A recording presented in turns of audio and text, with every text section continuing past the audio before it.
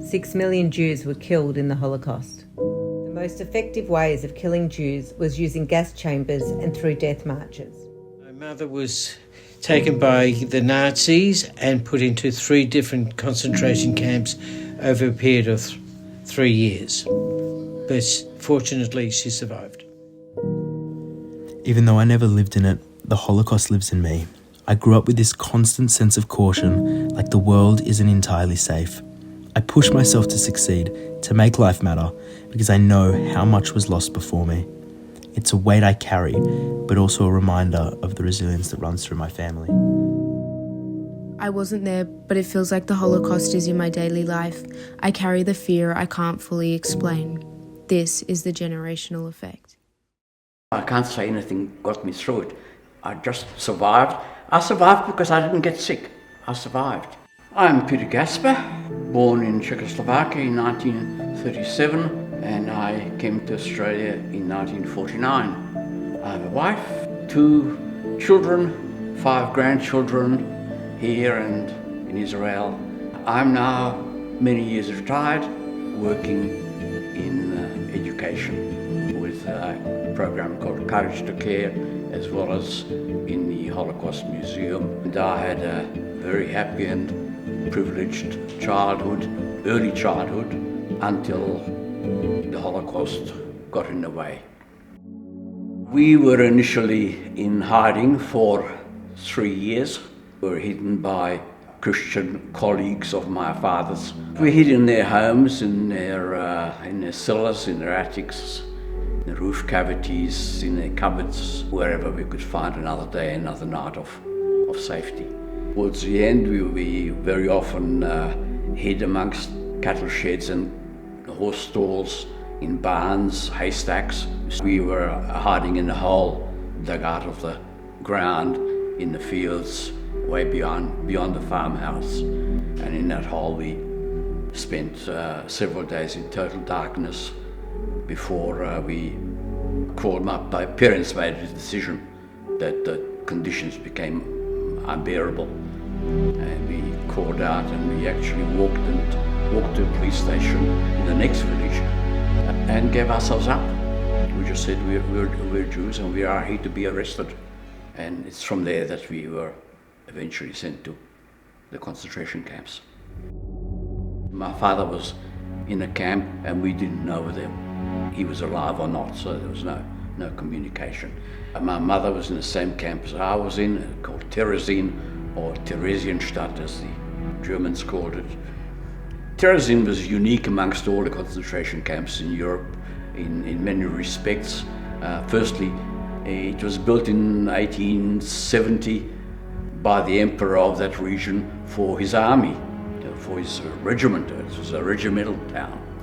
But during its time as a concentration camp, it was a different story.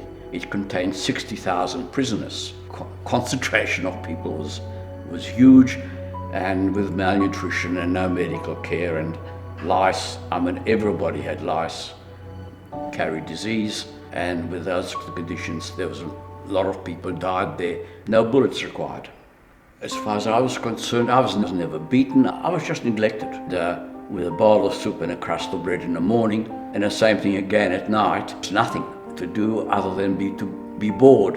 And when you're bored, you've got nothing to think about except how hungry you are, how lonely and how afraid. And I came out of it very skinny. But the people who hid us, if we had been found hiding in their homes, we would have been arrested and sent off to a concentration camp, and they would have been shot.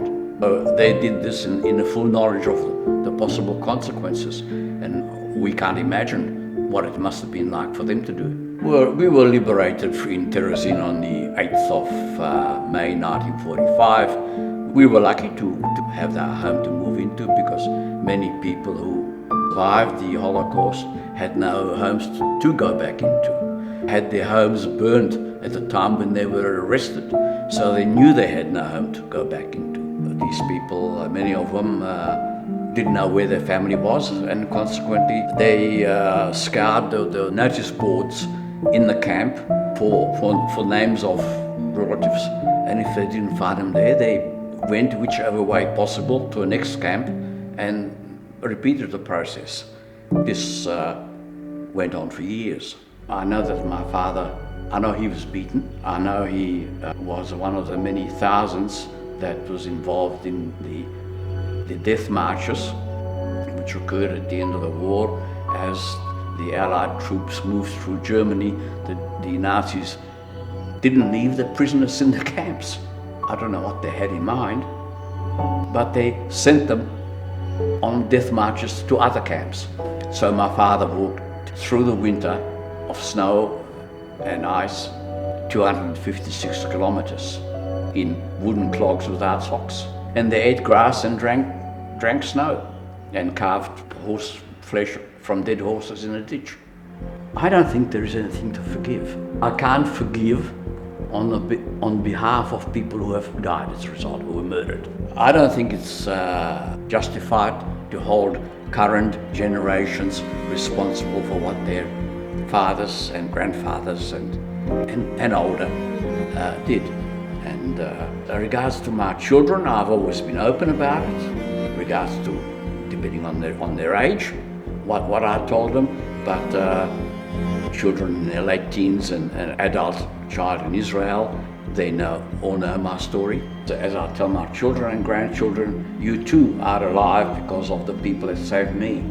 Survivors are my parents and I and my Uncle Paul, and that's 4 out of 44.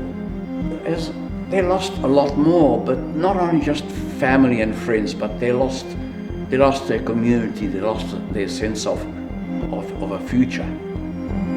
My father made a pronouncement, and I translate literally, we've survived Hitler. We are not even going to try and survive Stalin. Oh, I have phobias about food. Can't bear to waste any food. And the fact is that the Holocaust could not have happened. We teach the dangers of stereotyping, discrimination, prejudice, hate speech, and what to do about them, how you can combat them, that you should stand up against these, not let them go by. I teach students to be upstanders against these things rather than bystanders.